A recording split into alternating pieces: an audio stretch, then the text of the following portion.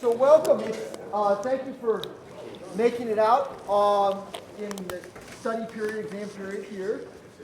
It's a real pleasure to have Sarah Hormozi join us again. She's actually her third seminar trip to Cornell in less than 2 years. She's highly sought after by us and others, and so I'm very glad you were willing to come out again. So Sarah is an associate professor of mechanical engineering at Ohio University. She studied both mathematics and fluid mechanics as a mechanical engineer, getting a PhD from University of British Columbia, and then doing a few short postdocs in Paris and Marseille. So at Ohio, she's been leading a group in very ambitious research problems. They're ambitious across multiple dimensions. One is that she does experiment theory and computational work on her problems. She picks what look to me like intractably hard problems. She takes on, using those problems, takes on deep, hard-fought questions in the field. And I think we'll hear some today. She keeps track of relevance to real-world applications. And so her track record shows that she thrives in the face of challenge. She consistently comes to elegant, insightful answers with her in this very challenging domain. And so she's been recognized as a rising star in the field of fluid mechanics. She's been invited for plenaries at every major conference. She's been awarded the Career Award from the National Science Foundation. And so again, it's a real pleasure to have her here today.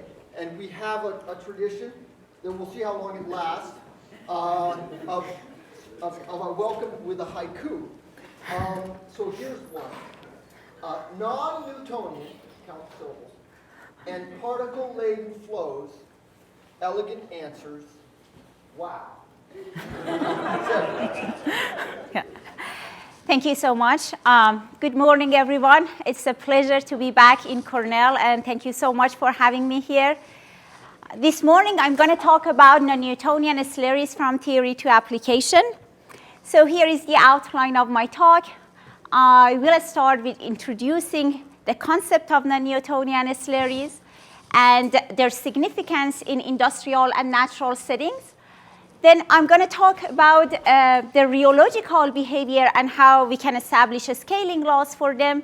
And finally, I will show how we can make use of our knowledge in fluid mechanics and rheology to address some of the existing industrial and natural problems.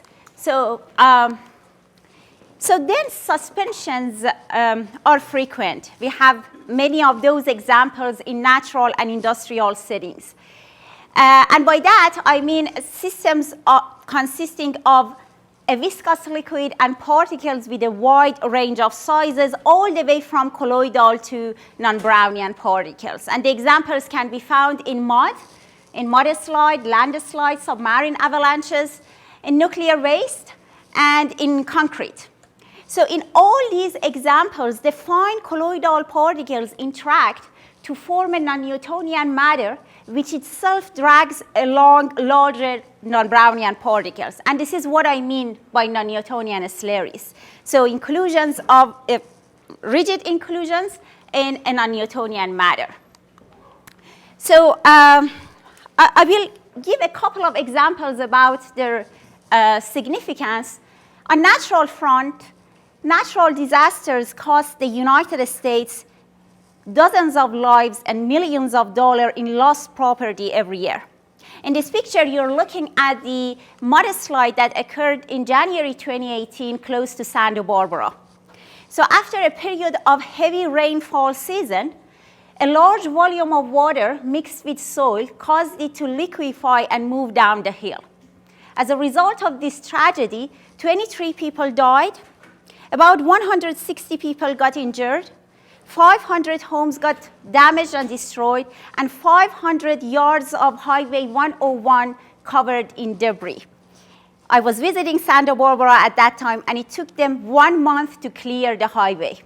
So when this kind of tragedy happens, we ask this important question: can we predict the initiation, flow dynamics, and run out of mudslide to prevent or avoid natural disasters.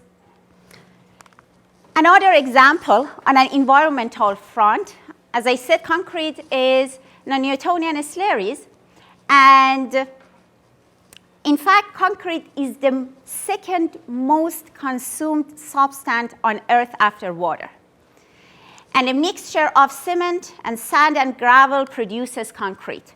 And cement production itself is the source of about 8% of the world's carbon dioxide emissions. This is not good. To improve the carbon footprint, what they do, they add sand and fillers to cement to reduce the amount of required cement to produce concrete.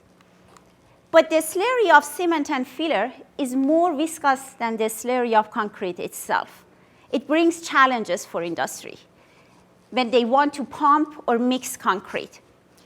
And the question that we can ask is, what is the maximum volume fraction of fillers and stone that we can add to avoid these industrial challenges? I'm going to come back to this slide later and propose some ways to resolve industrial challenges. On the energy front, 20% of the electricity generated in the United States is the outcome of nuclear power. As a result, we have to deal with the nuclear waste. In this picture, you're looking at a part of Hanford nuclear site in Hanford, Washington, where millions of gallons of radioactive liquid solid waste are stored in these large tanks. Nuclear waste retains hydrogen and other gas due to chemical reactions. And gas accumulation and particle agglomeration may lead to the explosion of these tanks. This must be avoided. For that, mixing systems are required to shear the nuclear waste content enough to prevent the accumulation of gas and basically to release the gas in a controlled manner. What they are using these pulse jet mixers in which compressed air is supplied to the submerged pulse tube, and it forces the nuclear slurry through this nozzle. It forms a jet in a mixing pattern, and it establishes this cavern boundary, above which the material is stagnant, and this is not desirable. So the question is, can we predict the location of this cavern boundary? And can we design the mixing schedule and flow parameters in a way to remove these stagnant regions? And another example on the energy significance. We know that about 50% of the oil and gas production in the United States is the outcome of hydraulic fracturing, in which engineered suspensions are pumped into the reservoir with high pressure and rate to cause a propagating fracture open. When the pressure is released, the grains are left behind and support the fracture, and hydrocarbon can flow through this porous medium. However, recent trends in oil industry have included the cyclic pumping of sand into the fracturing fluid. The idea is to transport these porous pillars into the fracture, and now hydrocarbon can flow through the pillar, through this porous medium, but also in the area between the pillars. And therefore, it substantially increases the efficiency of the reservoir. But we know that if we add a pulse of particle in a flow, it will disperse. And the question is that, what is the dispersion of this particle?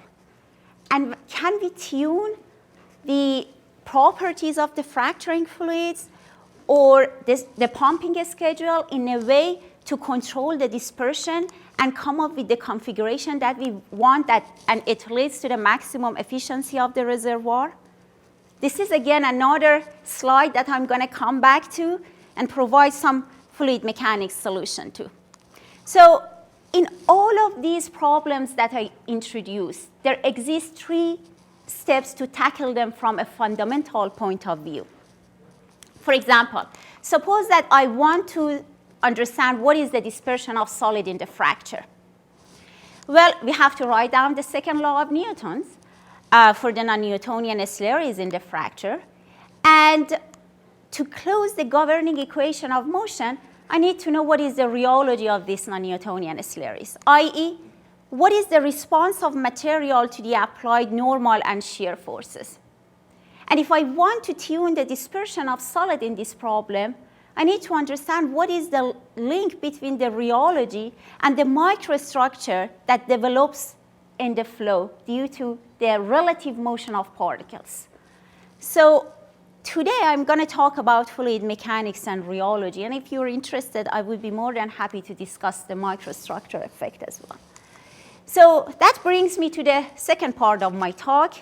What is the rheology of non-Newtonian slurries, and can we establish a scaling laws here?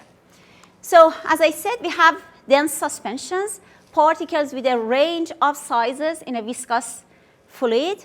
And what are the key variables? The control variables are density ratio between particle phase and fluid phase, particle size, particle shape, size distribution, and solid volume fraction of particles. And also we are dealing with the colloidal forces and hydrodynamic forces and contact forces. And you can see that establishing a scaling laws is very challenging here. But what I want to do, I want to assume that, suppose that it was just fine colloidal particles in the system. What is the rheology of this system? And suppose that it was just non-Brownian large particles in the system. What is the rheology of Newtonian suspension? And can I make use of these two knowledge to combine and come up with a scaling laws for rheology of non-Newtonian slurries? So let me give you a brief introduction about the rheology of colloids. In colloids, fine particles interact via thermal, surface, and hydrodynamic forces to form a substrate that its rheology can be expressed by generalized Newtonian laws or viscoelastic laws. In case of the generalized Newtonian laws, which is the focus of my talk today, the material can exhibit shear thinning, meaning that viscosity decreases by increasing the rate of applied shear. The example is paint. Or the viscosity can increase by the rate of applied shear, and it's called shear thickening material. The example is concrete, cement, or suspension of cornstarch in water. Or the material can exhibit yield stress, which is a threshold in a stress below which there is no deformation, and above that material behaves like a shear thinning fluid. And the example is ketchup. So in all of these examples, viscosity of the fluid is a function of shear rate, unlike the Newtonian fluid. Now, let's assume that we have an assembly of neutrally buoyant particles in a viscous liquid. And this is called Newtonian suspension. And what is the rheology of that? There is a considerable work here.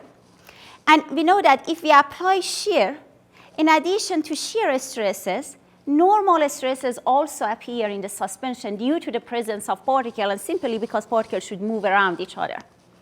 So in the absence of inertia, there is one scaling for this problem, and that is just viscous scaling. We can say that the shear stress and normal stress in the suspension scales viscously, which is viscosity of this suspending fluid times shear rate. But as we add particles into the system, we increase the dissipation in the system. And therefore, we have to consider this multiplier that because of the rigidity of the particles and interaction of particles with each other, it increases the viscosity. We're going to call this multiplier relative shear viscosity, and the same form basically is valid for normal stresses, and here we call them relative normal viscosities.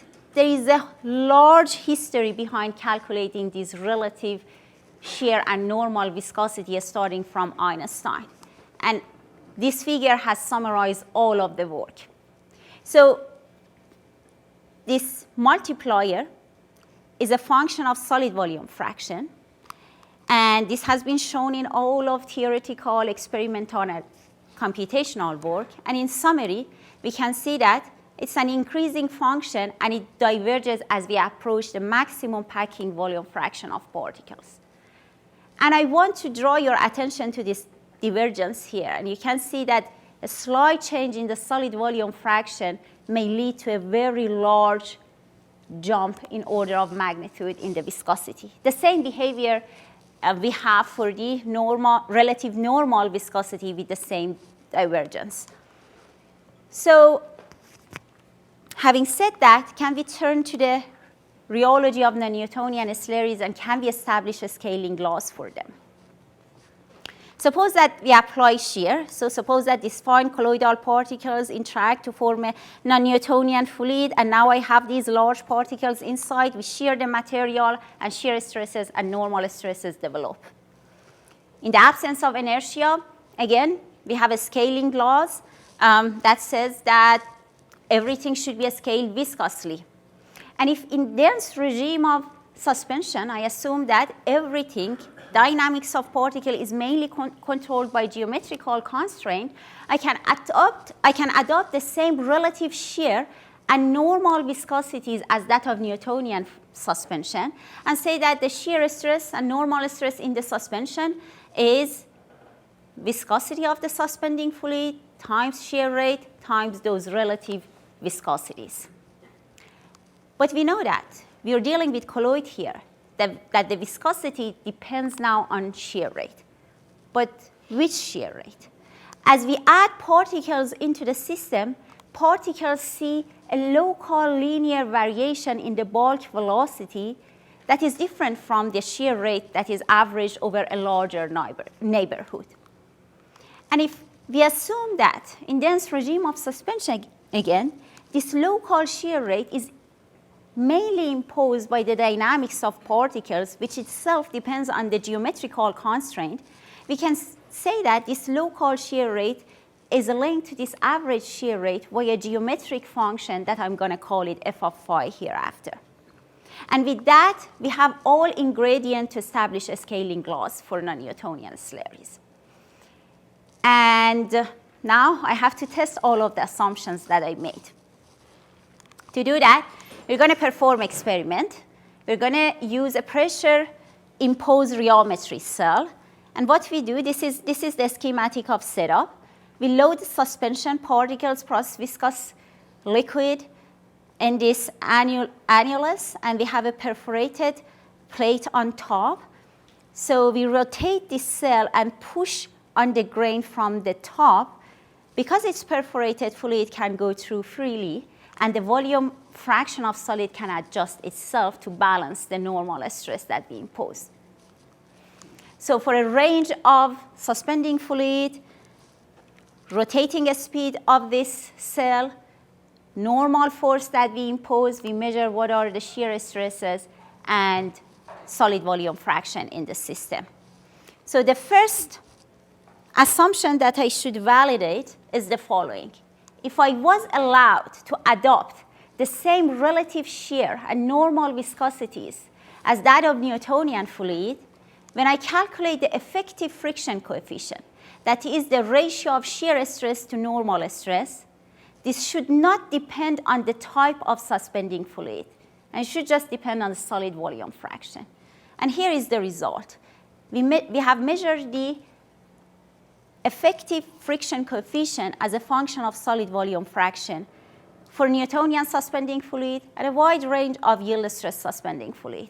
And we see that all of our results overlap on this master curve, meaning that in dense regime of suspension, the only thing that matters is the geometrical constraint, and the type of suspending fluid doesn't matter. The second assumption that I should validate is if there is a link between the local shear rate and the average shear rate that is given by this geometric function phi. And we have measured that, and we showed that we have this trend. The geometric function increases by increasing the solid volume fraction and diverges at the maximum packing volume fraction. And indeed, it just depends on the solid volume fraction and not on the type of suspending fluid. So we have tested that for a wide range of suspending fluid And this scaling law and constitutive law works for non-Newtonian slurries in dense regime of suspension. But today I just want to show one typical example. And I want to talk about a suspending fluid that is shear thickening. And I want to add large non-Brownian particles into that and show that the scaling law that I just proposed works fine. An example of non-Brownian suspension that behaves like a shear thickening material is the suspension of cornstarch in water. In this picture, you're looking at the grains of cornstarch under microscope. They are polydispersed. They are not spherical. They have random shape. And the size varies from 5 micron to 20 micron. We make a suspension of cornstarch and water, and we sandwich it between these two plates. We rotate the top plate, and then we measure the torque, and we ramp it up.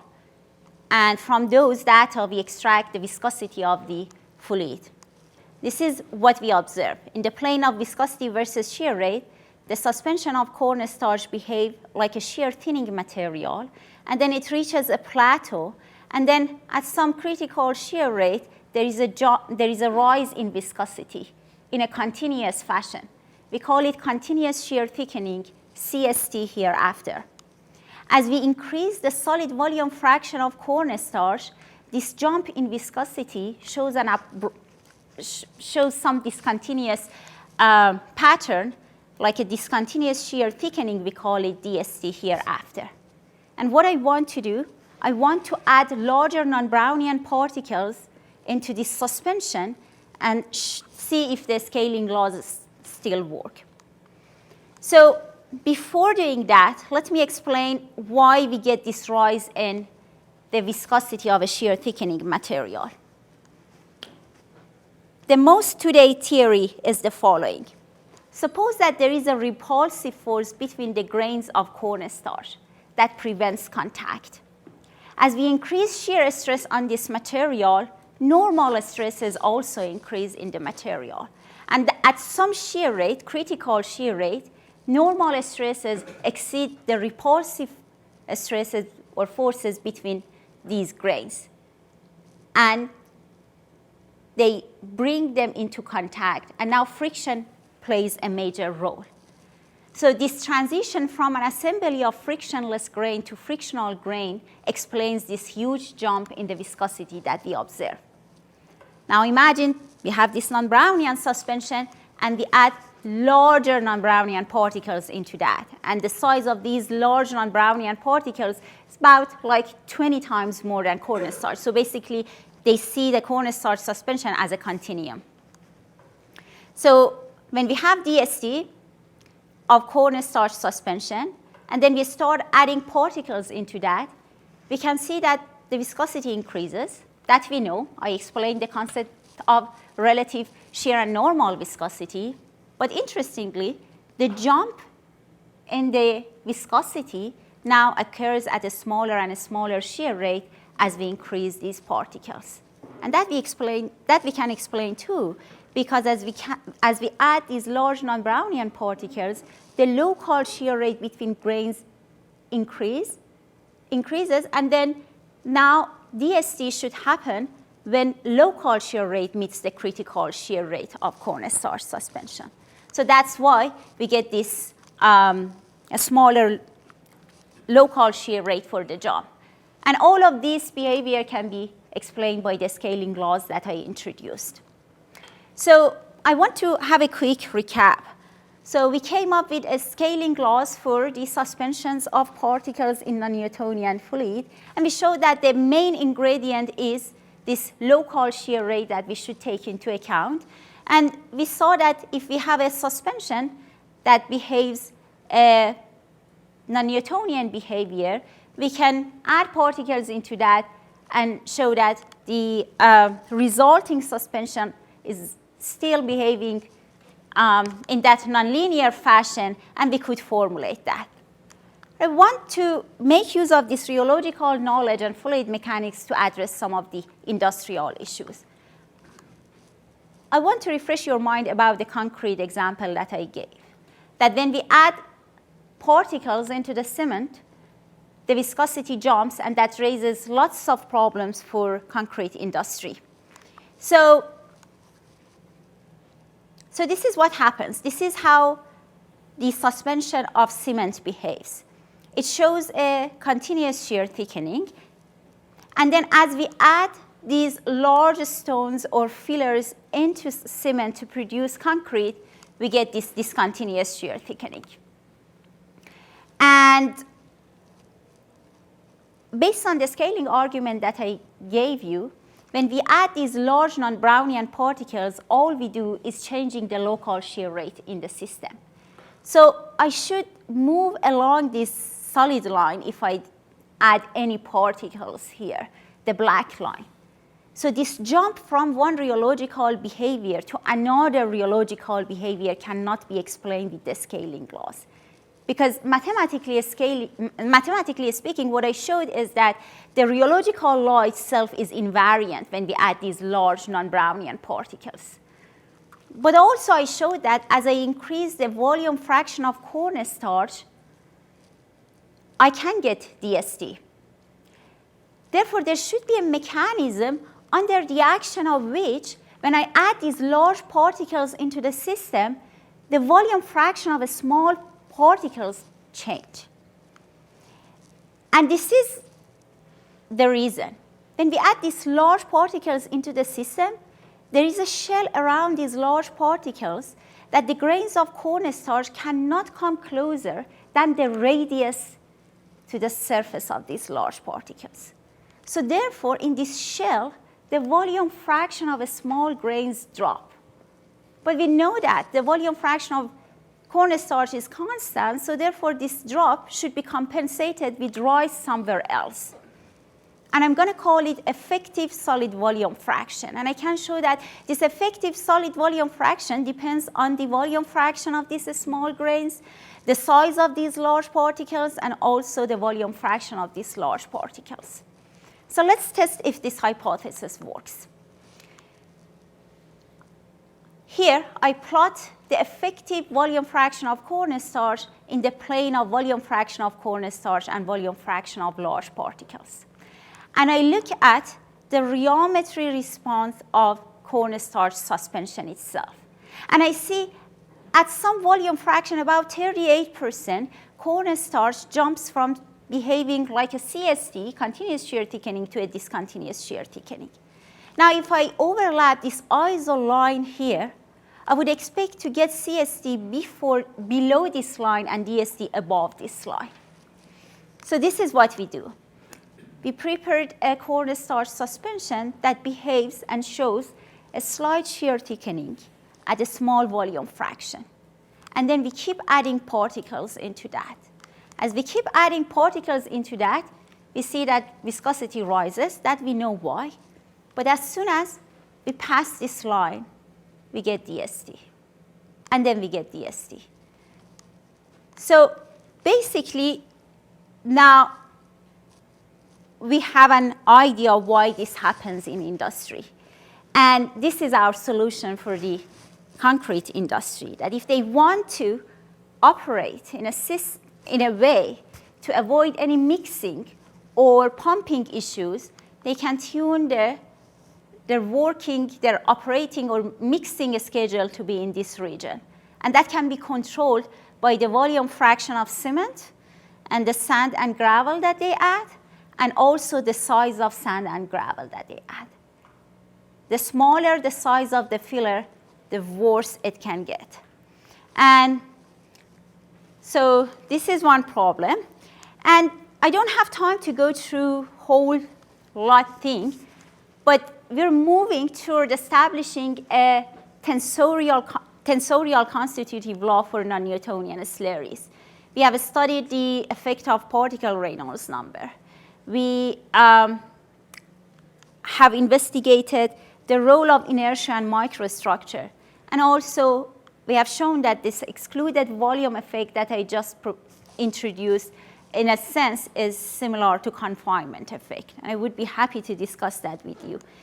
But now that we have the constitutive law and we know what is fluid mechanics, now let's combine these two together and solve the fracking problem.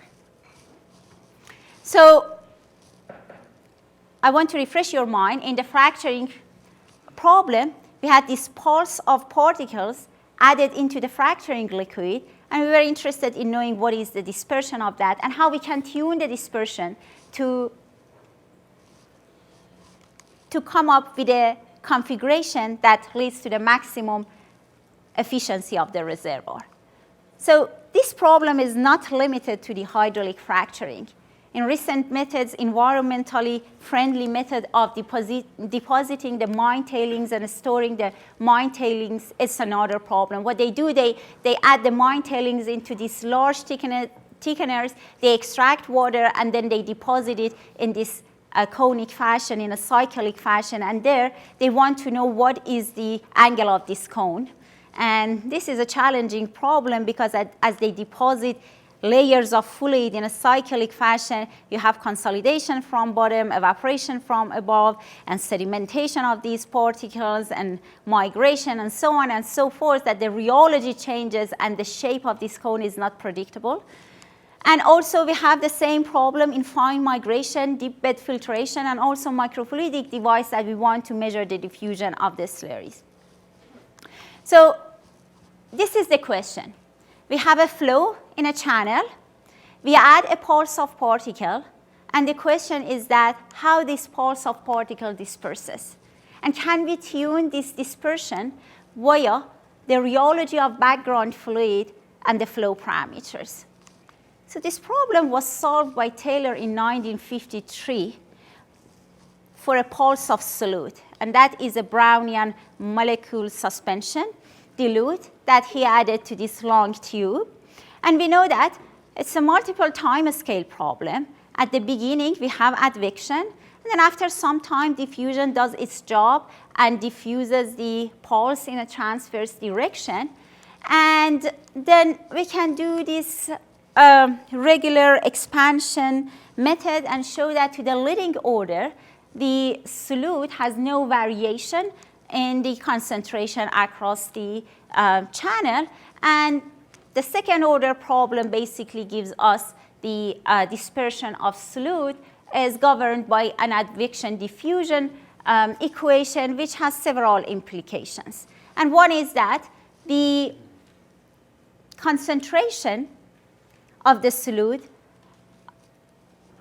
the mean concentration basically transports with the average velocity of the flow. And it disperses symmetrically about the center of mass. So having that in mind, we want to see how this problem is different if we add a pulse of particle that they have interaction, hydrodynamic contact, and they are not passive point anymore. If we solve this problem to the leading order, we know that the pressure of the particle across the gap is constant. And the constant normal stress means that this relative normal viscosity times shear rate should be constant. But we know that in a channel, shear rate varies from 0 to some finite value at the wall.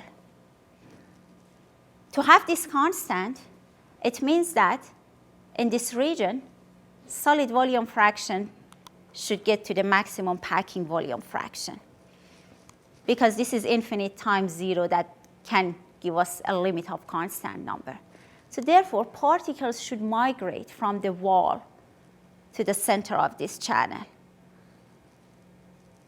And that can physically be thought of it as here we have maximum number of collisions between the particles that drives this motion. Let's test that. To do that, we have designed this fracture in the lab. And this is a channel, very long, 2 millimeter width and 4 meter long. The aspect ratio is about 2000. And we scaled it to have everything, we scaled down everything to have this channel to resemble a fracture, a real fracture in industry. And for those who do experiment, I think they would appreciate it to have such a nice device. We're talking about 2 millimeter gap width and 4 meter long with just 10 micron error across the whole length. And we do the optics to track the particles. And this is the real setup. And we also have some channels around it to have the water bath here in a controlled temperature to control the temperature to the second digit to be able to control the refractive index to third digit to have nice images. So it's a piece of art. And this is what we get.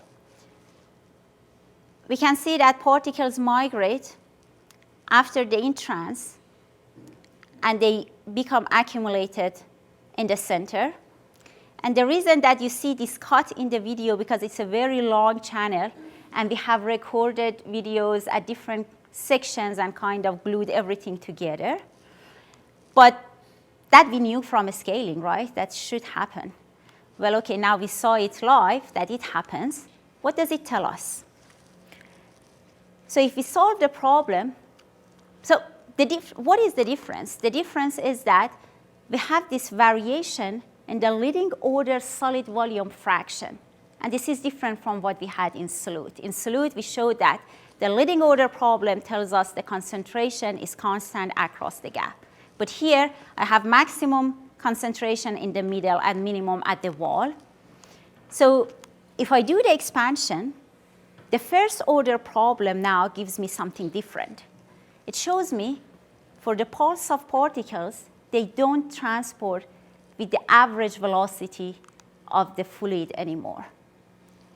And that means that to the leading order, I have to deal with a wave equation. And this term here, that is the covariance of velocity and solid volume fraction, leads to extra dispersion. And that kind of controls the dispersion. And that's the difference between the solute problem and the particles here. We can calculate this flux function, this first covariance, and show that it depends on the gradient of solid volume fraction and velocity across the gap. This is for Newtonian suspending fluid. But that leads to the dispersion, and we want to control that.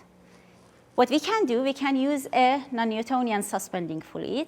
We can use a yield stress fluid, and we can calculate this flux function for a yield stress fluid.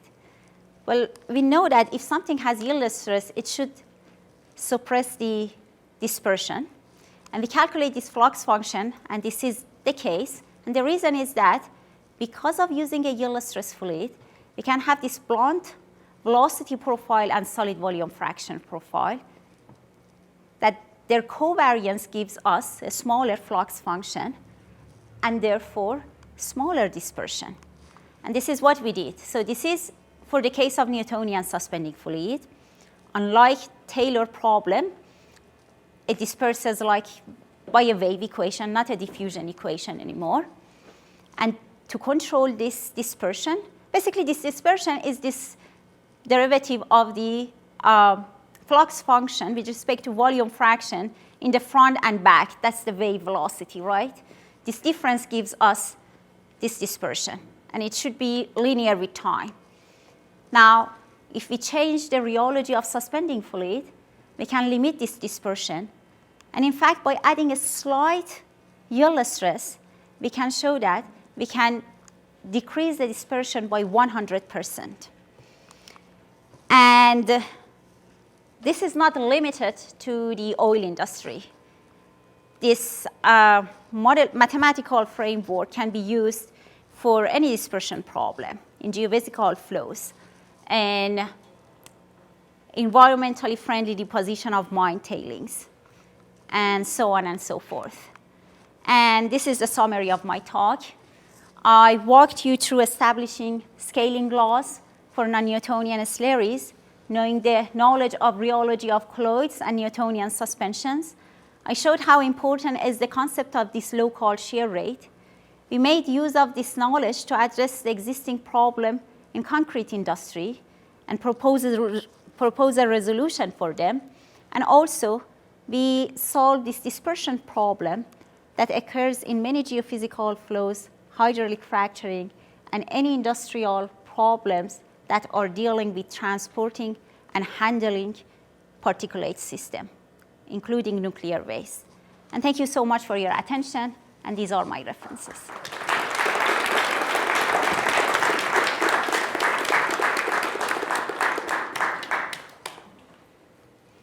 Great. Thank you. All you need to figure out the transition to the from the nice share thickening to the rough GSP, you call it. All you need is the volume fraction.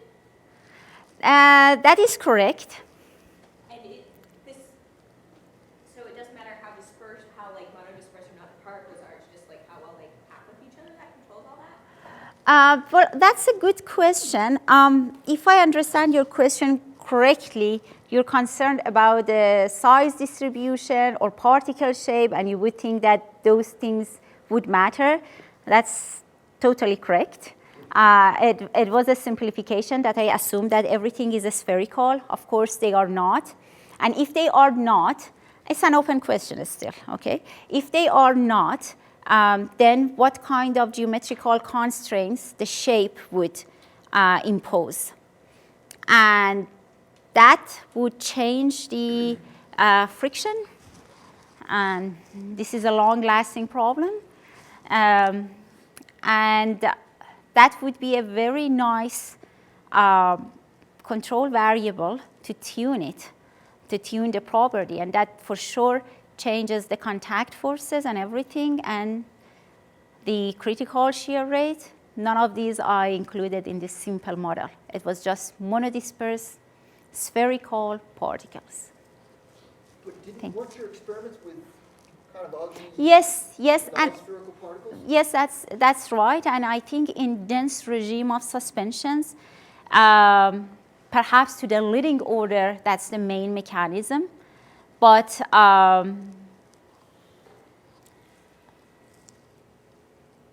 particle shape matters, and I have some results to show that they matter a lot.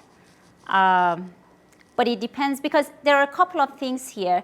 We're dealing with colloidal forces at the surface that kind of drives that repulsion force that is the main ingredient. And there is this contact that is different, but in the local shear rate of cornstarch, everything was coded into that. So the shape effect was already included. But then the larger particles that I added and that brought the concept of local shear rate, those were spherical. And yes? So in a real hydraulic fracture, you have a porous medium as well. Yes. So you have leak-off. So how would the picture, the last picture of dispersion change if you have fluid leak-off? You know, the competition between the pressure in the flow and the pressure in the medium. Yeah, that's a very good question. I don't know if I have a slide. Oh, I have this slide. This is the real problem. The real problem is more complex than what I showed. You know, we have this turbulence flow in the well, and then we have sedimentation. We have leak off here because of the leakage of the fluid. We have dispersion, and then the flow goes back. We had viscous fingering. Then you have to question what is the contact line, surface tension, and all of these things. So and this is a moving boundary problem and all of these things. But it doesn't change the formulation. So it just adds term to that, and now you have to take into account for the leak off and the fact that the flow rate would change across the channel, and perhaps that then dispersion would be more serious, because as you have leak off, the time scale of migration reduces down, and then you would get all these effects in a shorter length scale. I have thought about it, and I solved it, so I know the answer to your questions. So I can show you the formula. That was one of the formula-less talks that I ever given. So. I really enjoy your talk. Thank you. I have two questions. First is when you have a large particle in the shear in the channel, there's no lift force generated by the... Oh, that's a very good question. Okay, all I talked about was the Stokesian regime, right? To have lift force, you have to have inertia. Okay, I see. And then my second question is when you show the shear stress versus shear strain at the high particle concentration, looks like there's a subcritical bifurcation, which is your curve is going backward, the shear strain. So do you have a physical reason why? Which one? Sorry. So you show the going back.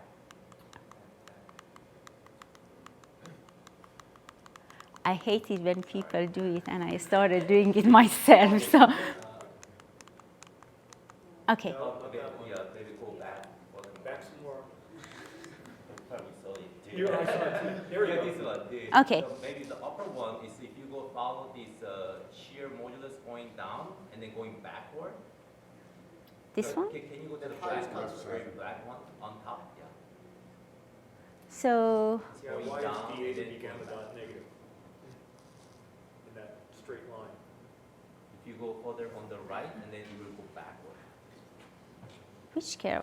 This here, this last. Yes, yes. The discontinuity seems to go back. Oh, okay. Well, good. So there are not that many points here. You know, what happens? There is a jump, and then after this jump, I should have overlapped the experimental data here. I have one point here and another point here. Okay. And Okay. then that point is still Yeah. continuing. So what happens? This is what we did is a parallel plate rheometry. So what happens? The system jams, and when it happens, kind of part of the material comes out of turns to a solid and comes out of the rheometer. So basically, I have one data point here. The second one in this jump is this jump, and then the material is kind of, extruded out, and nothing is reliable after that. Yeah. So it's not it was just having a line between two points. Yeah. So could we go back to the hydraulic fracturing Yeah. example? So in a real rock system, we don't have smooth walls. Oh, that's We a have good lot of question. roughness. And so a lot of the assumptions you make seem to be sort of thrown out the window to a certain degree. But how would you actually model this in a real case? Because you can't really validate it very easily in terms of proper transport and things like that. You've got to go back and mine back the system. So is there any validation of this for these very complex geometric systems? Okay, the real fracture looks like something this. It's just you have tortuosity all the way. It's a moving boundary. This shows opening all the way. You could have a lot of contact within that fractured surface that you don't know about. That's correct, and the roughness and all of these things. But then when you scale the problems, they are very small. Even this width to the imagine that, okay, this is the length scale of tortuosity, forget about the roughness. So this we are talking about 1 to 1,000, 10 to the power of minus 3. The opening could be a millimeter or so, or a couple Yeah. of millimeters at the wellbore, but eventually it goes to zero. Yeah. And all the way along that Yeah. path, the length scale, it Yeah. could be thousands of meters, or at least dozens. I agree, and Very tough problem. yeah, this is the simplest way that I could solve this problem. So this is the way, that I just think about this complex problem and just break it down into fundamental problems, and I realize, okay, this hasn't been answered yet, let's solve that. But you are perfectly correct, and this is a moving boundary problem, and it should be taken into account. I haven't done that, but I know how to do it. Right, it'd be great if you could have an Yeah. experiment where you could vary the stress. That's correct. Yeah, that's a very neat problem. Yeah, to solve. Thank you. Yeah. In the in the mixing problem for the concrete, I very much enjoyed the fact you connected the fundamental understanding with a strategy, practical strategy. sometimes happens in these situations that if you go out in the field and talk to the people who actually do the work, they've already empirically, in some sense, developed some of this understanding. Can you comment on whether there's any evidence of Yeah. in the field Yeah. mixing? You know, actually, understanding? I got compliment from people in Lafarge company. I don't know if you know that. It's a huge concrete industry in France. They were not sure why they cannot ever achieve this maximum solid volume fraction that they think they can add to the cement to get concrete. Because it doesn't make sense. The cement is behaving like a continuous shear thickening material, and they add stone and they think that they can go to this limit in volume fraction, and they never achieve it because as soon as they start mixing, everything jams. And they were really, I don't want to say that, but impressed because now they know why they cannot go to that limit. And I got very positive feedback from them. And So there's I some think, implementation yes, of yeah, this, yeah, what I'm hearing. Is yes. that fair to say? Now they are implementing that. Yeah. Actually, when I saw that, I thought this is an error in the experiment. It cannot be. My equations cannot explain it. And then when we realized it, it was very nice because in a sense, I showed it later. I have a very, okay. So when you add these large particles into that, you confine the cement solution in a sense. So this excluded volume is just confinement effect. And another way to show it is that instead of just adding large particles, let's sandwich this suspension between two plates and decrease the gap. And if I am correct, so at some point you have to have transition from continuous to discontinuous shear thickening, and this is the result.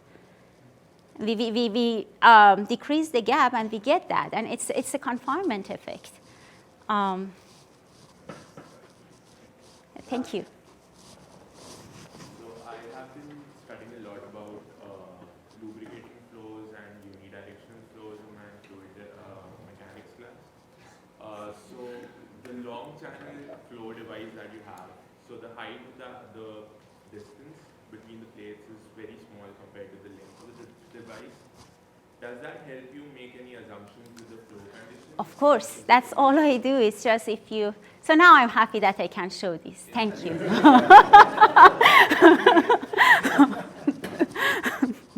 So, to some people, one video and one picture tells thousands of words. To me, one equation tells thousands of words. So this is the Hillshire scaling, basically, that you are talking about. And that was why I could solve this problem theoretically. And that's why Taylor could solve that problem theoretically, too. Yeah?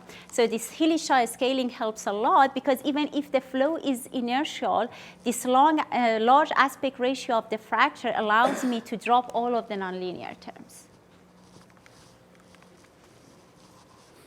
Thank you for the thought. So you Thank just mentioned about the confinement effect where you use the gap. Mm-hmm. And you saw some shear discontinuous shear thickening effect when you decrease the gap. Yes. But was there anything that helped you relate this effect back to what you got from your data? Oh, I mean, what you see here is you could conclude that you can actually have discontinuous shear thickening from confinement. yes. But did you manage to say that it's actually because of confinement that this actually happens? Yeah. I mean, so what we can do, I mean, this is, so basically in this slide, I just want to show this excluded volume, this shell reasoning that I said is just confinement. And if you do that, so if you want to follow that style of argument, you have this now shell, not shell, but you have this region close to the boundary of these plates that the small grains cannot come closer than the radius to that. And then if you kind of include that into effect, that's why you get rise in the concentration of small grains here, and that's why the confinement leads to a discontinuous shear thickening to you. I understand that, but this seems to me to be just a possible Yeah, but then if you calculate that, you can guess that at exact what gap you should get that, and if you do that, and you would see that it is exactly where the jump happens. I don't have the slide here, but it's been shown in the paper, and that's a very good, yeah, it should be, yeah. Don. Your non-Newtonian suspending fluid is shear thinning and shear thickening. So non-Newtonian fluids are also viscoelastic. Do you Yeah, of have course. some general feeling or rule of thumb for what fluids this would apply to and what fluids you would worry more about viscoelasticity? So those fluids that have yield stress traditionally are clay, mud, and they show very weak elastic properties, or they are inelastic.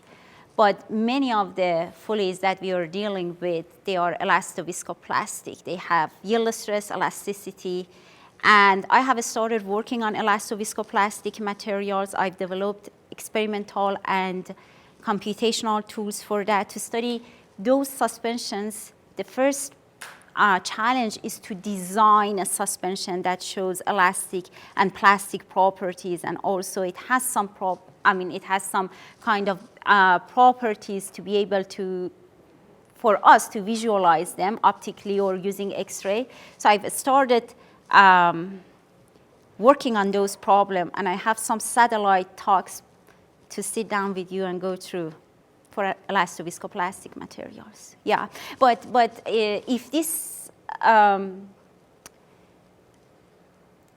argument, if your question is that if this scaling argument would work for those materials that include elasticity as well, then I would say in dense regime of suspensions, very dense regime, that contact is more important than the elastic forces.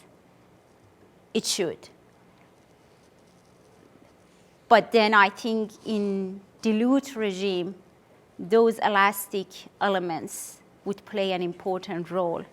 And such a linearization that I did here perhaps would not work.